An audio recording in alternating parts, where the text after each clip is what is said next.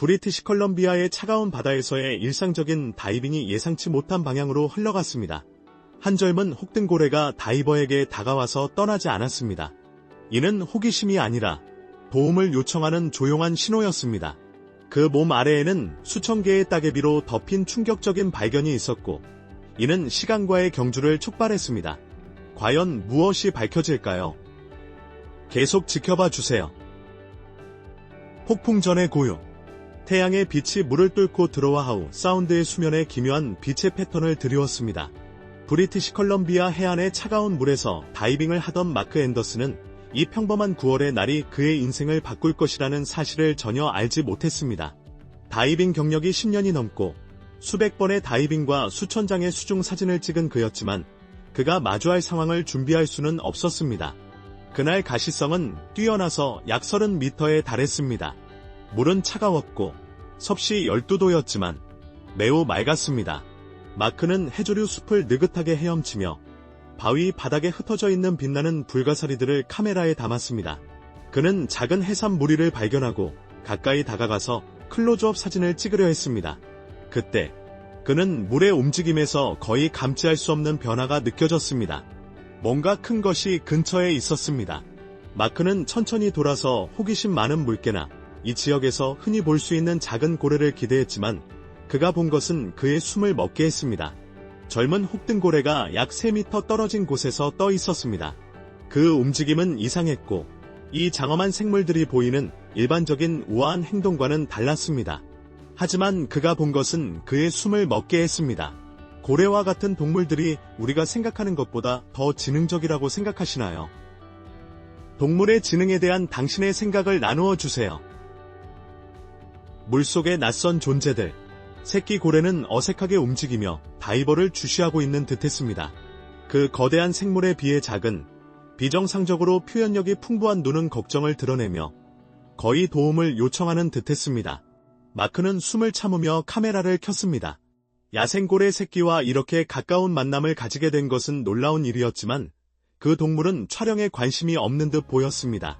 고래는 마크에게 더 가까이 다가와서 그의 큰 지느러미로 거의 스치듯 지나가고 넓은 홀을 그리며 멀어졌다가 다시 돌아왔습니다. 이런 일이 여러 번 반복되었고 고래가 무언가를 전달하려고 하고 있다는 것이 분명해졌습니다. 5번째 또는 6번째 접근 후 새끼 고래는 갑자기 방향을 바꾸고 의도적으로 수영해 나갔습니다.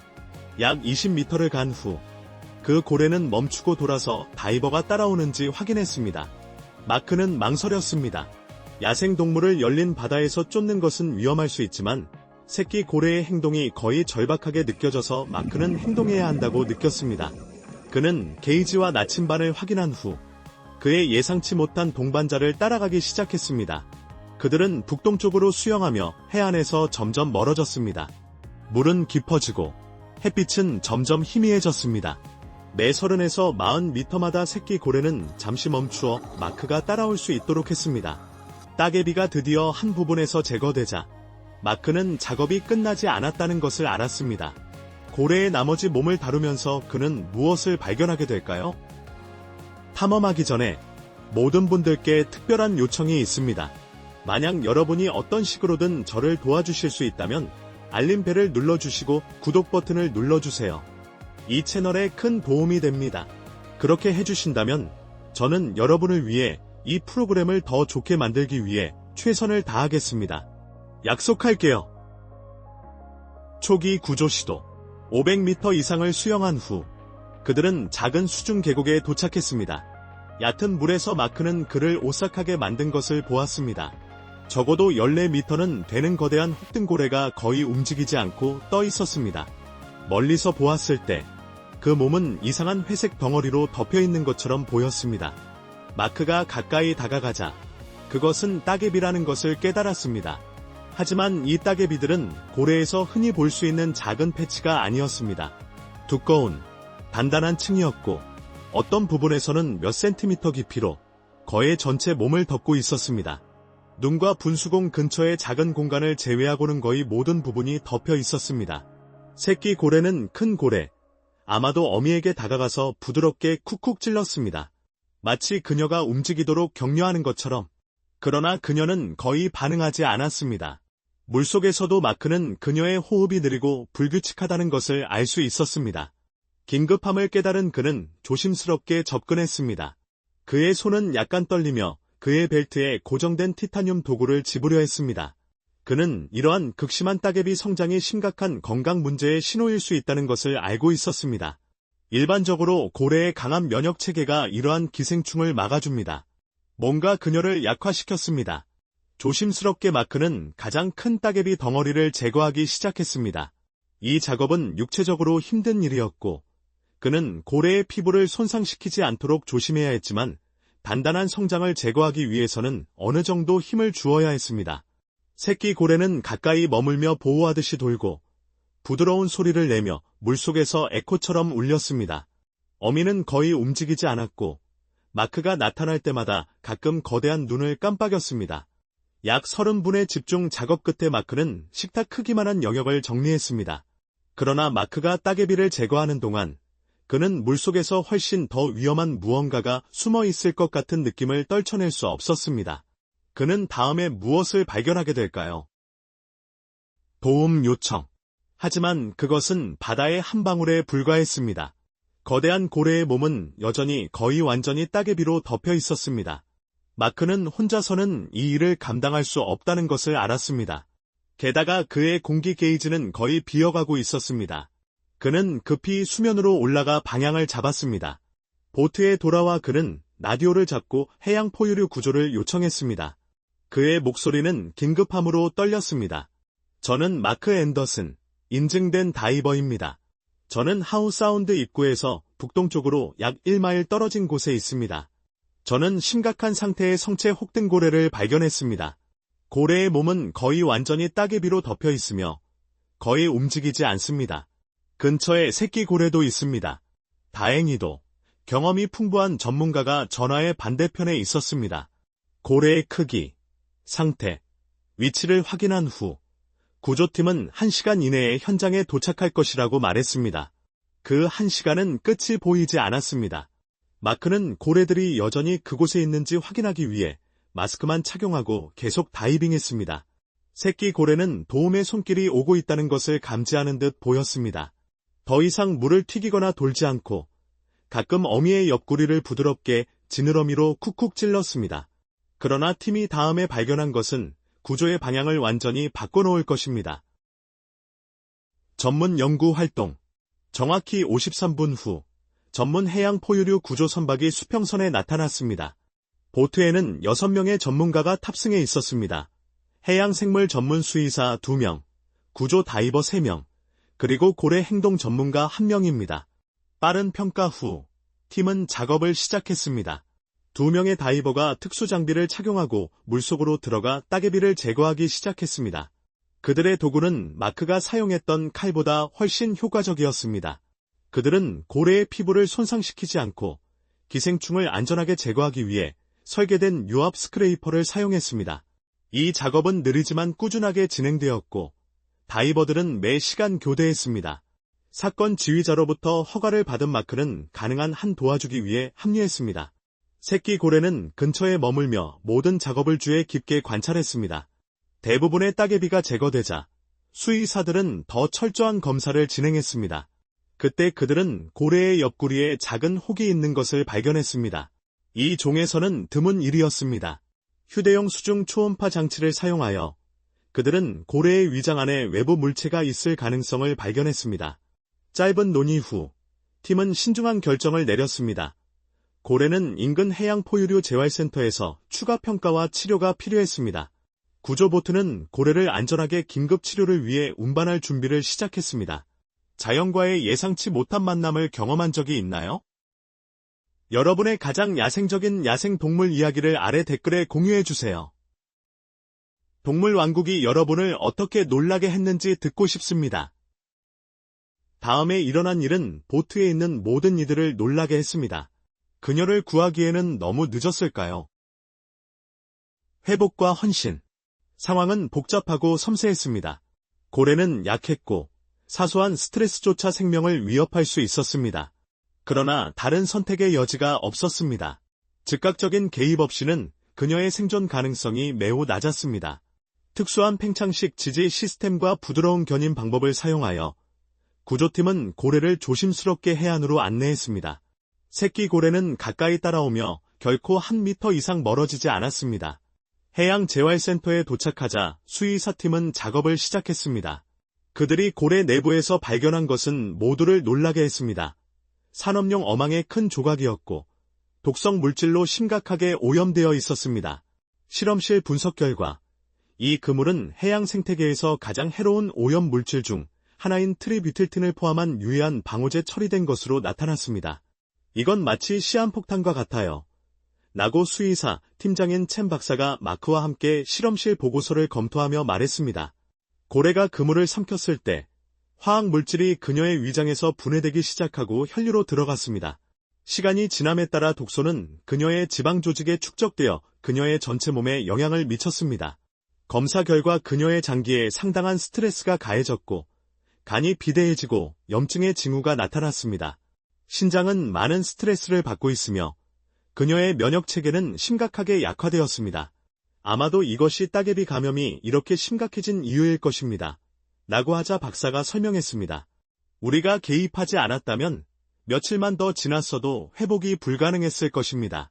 챔 박사는 덧붙였습니다. 그녀의 근육 약화와 제한된 움직임은 높은 독소 수치 때문입니다. 그녀의 시스템은 붕괴 직전에 있었습니다. 마크는 현미경 아래에서 그물 조각을 살펴보았습니다. 실험실 조명 아래에서 합성 섬유에 박힌 화학 흔적이 보였습니다. 한 실험실 기술자가 설명했습니다. 이런 종류의 코팅은 해양 생물에 얼마나 위험한지 때문에 여러 나라에서 수년 전 금지되었습니다. 불행히도 그가 덧붙였습니다. 일부 제조업체는 여전히 환경 규제가 약한 곳에서 이를 사용하고 있습니다. 다음 3주 동안 고래와 그녀의 새끼는 전문 회복 수조에 있었습니다. 마크는 거의 매일 방문하며 그들의 치료를 도왔고 그들의 점진적인 회복 과정을 촬영했습니다. 시간이 지나면서 고래의 상태는 개선되었고 상처가 치유되었으며 식욕이 돌아왔고 독소 수치가 감소하기 시작했습니다. 그 모든 과정에서 새끼 고래는 결코 그녀의 곁을 떠나지 않았습니다. 직원들은 젊은 고래의 충성과 지능에 감탄했습니다. 만약 그녀가 누군가의 주목을 끌기 위해 그렇게 열심히 노력하지 않았다면 한 구조자가 말했습니다. 우리는 아마도 그녀의 엄마가 위험에 처해 있다는 것을 결코 알지 못했을 것입니다. 9월 중순 모든 건강 지표가 정상으로 돌아오자 팀은 두 고래를 다시 야생으로 방출하기로 결정했습니다. 그러나 문이 열리면 어떤 일이 일어날까요?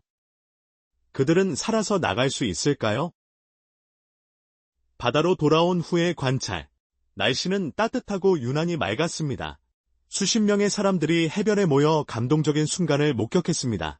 마크는 지원 보트 중 하나의 탑승의 카메라로 모든 순간을 포착하고 있었습니다. 재활풀의 문이 열리자 고래들은 즉시 밖으로 뛰쳐나가지 않았습니다.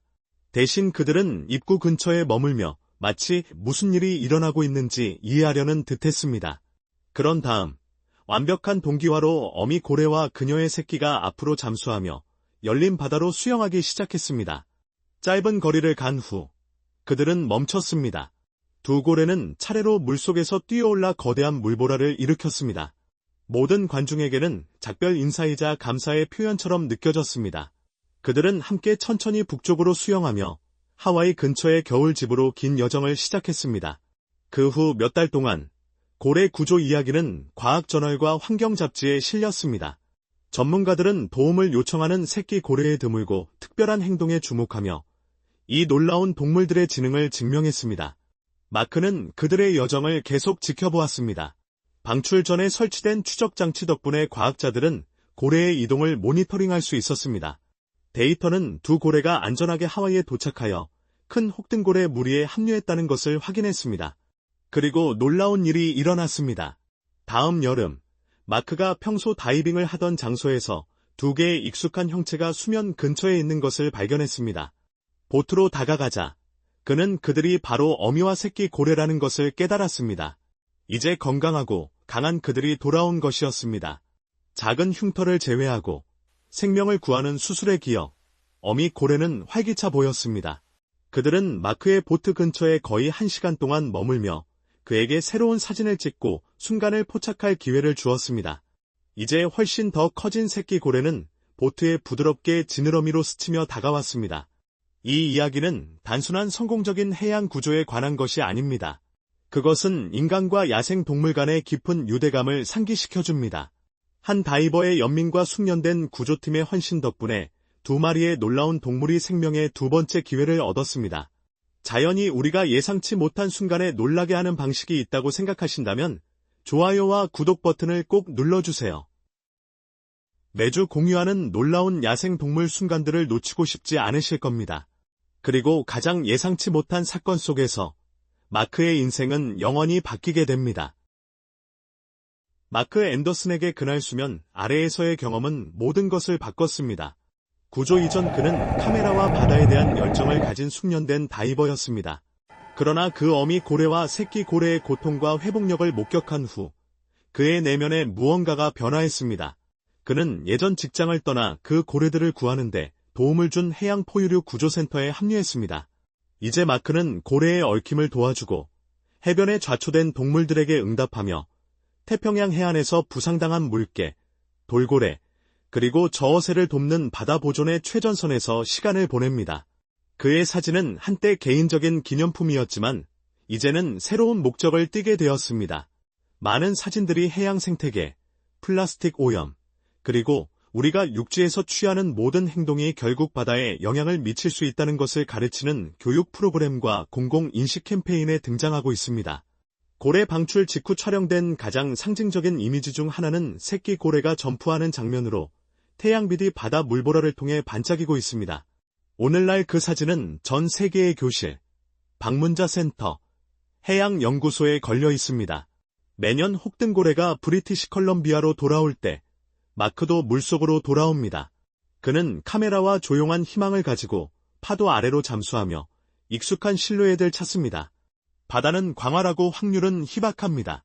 그러나 그는 결코 찾기를 멈추지 않습니다. 왜냐하면 그날 그가 발견한 것은 단순히 고래 한 마리가 위기에 처한 것이 아니었기 때문입니다. 그것은 두 종 간의 연결, 본능과 타이밍, 그리고 과학이 아직 완전히 설명할 수 없는 더 깊은 무언가에 기반한 신뢰의 조용한 순간이었습니다.